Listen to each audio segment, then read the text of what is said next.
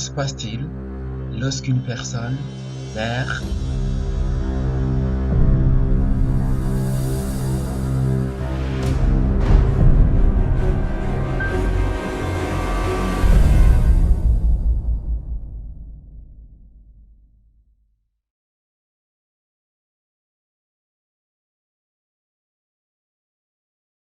Il y a des opinions différentes. Certains disent que celui qui meurt va directement au paradis, en enfer ou au purgatoire. D'autres croient qu'il va dans le monde des esprits. Certains croient qu'il est réincarné dans un nouvel être. Et puis, il y a ceux qui pensent que tout est fini. D'autres disent que les morts ne savent rien jusqu'au jour de la résurrection. Qui a raison? Que dit Dieu? Quelle est la réponse de la Bible? Si une personne meurt, vivra-t-il de nouveau? Ça, c'est une question de plusieurs. Les êtres humains sont considérés comme ayant trois parties, mais ce n'est pas vraiment le cas. L'être humain est une unité indivisible, corps, âme et esprit. En disant qu'il a trois parties, nous indiquerions que ces trois parties peuvent fonctionner isolément. Dans les prochaines minutes, vous saurez ce qu'on ne vous a jamais dit sur l'âme et l'esprit.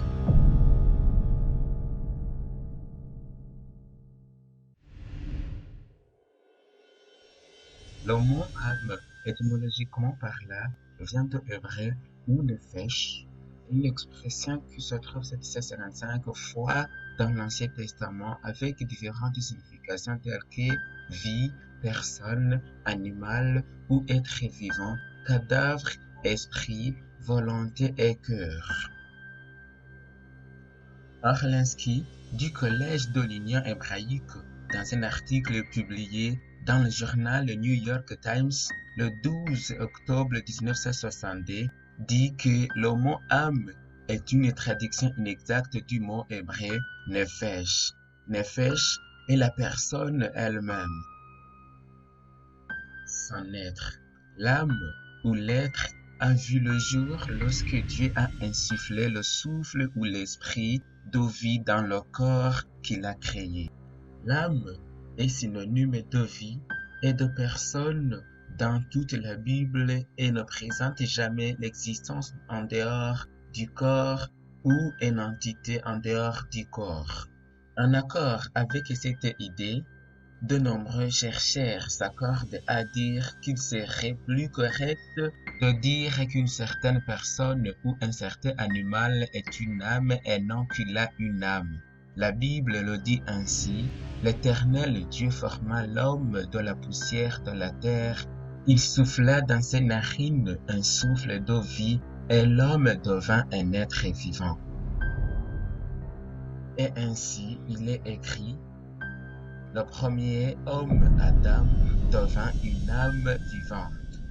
Dieu n'a pas donné d'âme à l'homme, mais en joignant le souffle de vie à la matière, il est devenu une âme. Raphaël Montesino, dans son analyse Que nous arrive-t-il quand nous mourons, déclare: dans le Nouveau Testament, plus souvent, le mot grec pouchai, qui est l'équivalence de nefesh, est également traduit par la vie et personne. Vous pouvez trouver cela dans votre Bible. La vie est apparue lorsque Dieu a uni la poussière et l'esprit. Avant ce moment, Adam n'a pas existé, même pas dans la sphère spirituelle.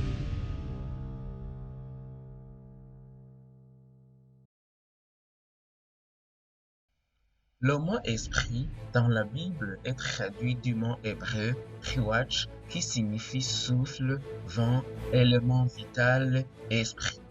De même, dans le Nouveau Testament, où le mot grec pneuma, qui vient du verbe pne, souffler, respirer, est utilisé, qui désigne souffle, vent, esprit. Ces expressions ne désignent jamais une entité intelligente et consciente capable d'exister séparée du corps physique. Le dictionnaire B a défini l'esprit comme le principe de vie qui anime les humains, alors que le mot hébreu nefesh, âme, désigne l'individualité ou la personnalité. Rouage, esprit, fait référence à l'étincelle d'énergie vitale qui est essentielle pour l'existence individuelle. Rouage apparaît 377 fois dans l'Ancien Testament et est dans la plupart des cas traduit par esprit, vent ou souffle. Il est également utilisé pour indiquer la vitalité, le courage, le mauvais caractère ou la colère, la disposition, le caractère moral et la base des émotions. Dans le sens du souffle, le rouage des hommes est identique à celui des animaux. Le rouage des hommes quitte le corps à l'occasion de mort et retourne à Dieu. L'équivalent de rouage dans le Nouveau Testament est pneuma. Comme pour rouage, il n'y a rien d'inhérent au mot pneuma qui indique une entité chez l'homme qui peut avoir une existence consciente en dehors du corps. Dans des passages tels que Romains 8, verset 15, 1 Corinthiens 4, verset 21, 2 Tite 1, verset 7, 1 Jean 4, verset 6, pneuma décrit l'attitude, la disposition d'esprit ou l'état des sentiments. Il est également utilisé pour divers aspects de la personnalité, comme pour le rouage, le pneuma revient au Seigneur lorsqu'il meurt. Lorsque Dieu a insufflé le souffle de vie, pneuma, dans le corps qu'il avait formé avec la poussière de la terre, il a commencé à fonctionner. Le souffle de Dieu n'a pas introduit d'éléments supplémentaires. Sa fusion avec la matière active la vie. C'est là, comme déjà mentionné, que l'homme est devenu une âme, c'est-à-dire un être vivant, un tout. On ne peut en aucun cas séparer l'être. Ce n'est pas un corps et une âme, c'est une unité. Quand le souffle de la vie s'en va, l'homme meurt. On a dit à juste titre que la mort est l'inverse de la vie. En hébreu, on utilise l'expression gawa qui indique expirer, abandonner l'esprit, c'est-à-dire l'expiration du souffle de vie. Une fois que la personne expire, le temps n'existe pas pour elle jusqu'à ce que le souffle de vie revienne au moment de la résurrection. Ce changement se produira comme un clin d'œil. Le mot esprit dans la Bible a deux connotations. Un est esprit de vie et le deuxième est l'esprit rationnel. Dans ce dernier cas, Paul l'a utilisé ainsi. Que le Dieu de paix vous sanctifie lui-même tout entier, et que tout votre être, l'esprit, l'âme et le corps soient conservés irrépréhensibles lors de l'avènement de notre Seigneur Jésus-Christ. D'où la recommandation à être renouvelé dans l'esprit de votre intelligence. Dans ce contexte, Everett F. Harrison, dans le dictionnaire de théologie 208, souligne dans les deux testaments, c'est l'esprit de l'homme qui est la source de ses pensées et intentions les plus profondes et le Fils de Dieu doit renouveler son esprit s'il veut servir Dieu d'une manière acceptable à ses yeux. En ce sens, l'esprit représente la partie qui nous permet de communiquer avec Dieu, c'est-à-dire l'esprit ou la raison. Ce qui précède nous permet de mieux comprendre l'anthropologie biblique, ce qui est bénéfique pour une interprétation correcte des Saintes Écritures en relation avec le sujet qui est présenté.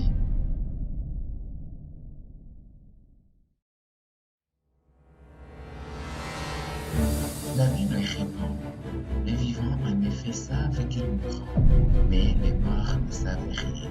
Et leur amour, et leur haine, et leur envie ont déjà péri. Et ils n'auront plus jamais aucune part à tout ce qui sont faits sous le soleil. Leur souffle meurt, leur souffle s'en va, ils rentrent dans la terre, et ce même jour, leur dessein périsse. Que ses fils soient honorés, ils n'en savent rien, qu'ils soient dans l'abaissement, ils l'ignorent. Ils ne savent rien, même pas de leurs proches. Ce ne sont pas les morts qui célèbrent l'Éternel, ce n'est aucun de ceux qui descendent dans le lieu du silence.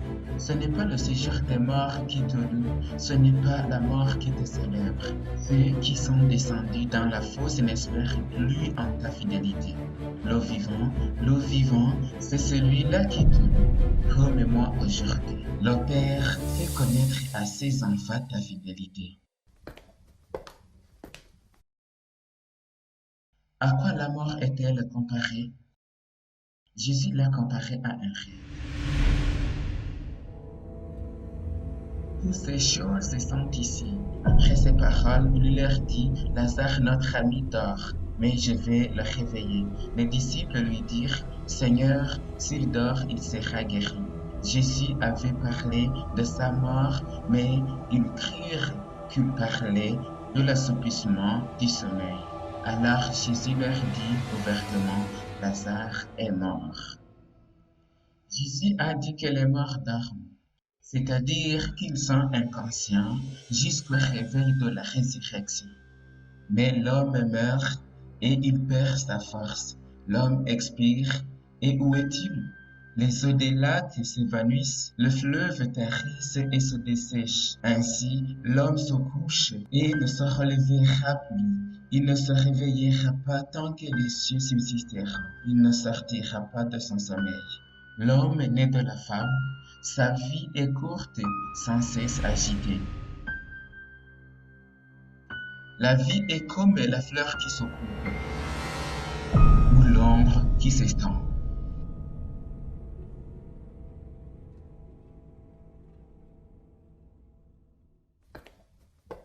Il y a une espérance glorieuse pour ceux qui meurent après avoir été fidèles à Dieu. Que les morts vivent, que mes cadavres se relèvent.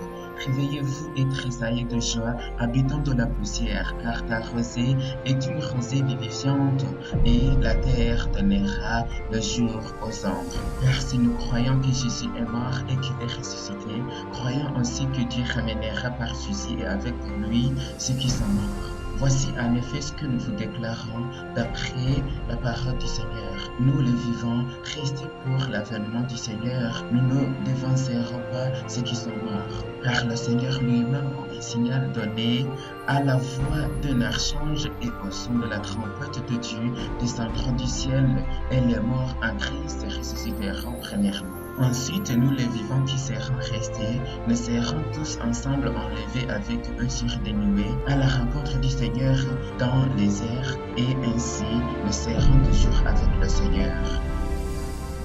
Une autre promesse pleine d'espérance pour ceux qui meurent après avoir été fidèles au Seigneur se trouve dans Luc 14, verset 14. Et tu seras heureux de ceux qui ne peuvent pas te rendre la pareille, car elle te sera rendue à la résurrection des justes. Le patriarche Job savait que tôt ou tard il mourrait, mais il espérait qu'il verrait Dieu dans sa chair, non dans son esprit. Mais je sais que mon Rédempteur est vivant et qu'il se lèvera le dernier sur la terre. Quand ma peau sera détruite, il se lèvera. Quand je n'aurai plus de chair, je verrai Dieu. Je le verrai et il me sera favorable, mes yeux le verront et non ceux d'un autre. C'est ce que dit la Bible. Mais peut-être ce qu'ils vous ont dit été le mensonge universel qui a séduit et continue de séduire la plupart des gens aujourd'hui. C'est le même mensonge que le serpent a dit à Ève. Alors le serpent dit à la femme, vous ne mourrez point.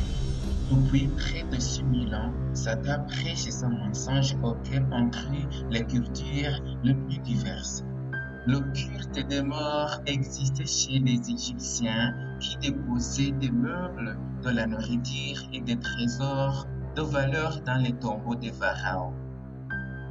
La plupart des peuples autochtones pratiquaient également de nombreux rituels à cet égard. Mais notons qu'aujourd'hui, des millions de personnes croient que les morts jouissent déjà de la vie éternelle ou souffrent actuellement des peines du purgatoire ou de l'enfer, contrairement aux déclarations bibliques claires. Satan continue de prêcher son grand mensonge qui ne mourra certainement pas.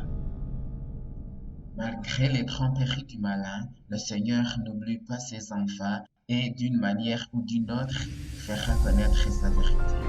Le roi donna l'ordre à Ashpenaz, chef de ses ennemis, d'amener quelques-uns des enfants d'Israël de race royale ou de famille noble. L'immortalité de l'âme est une composante du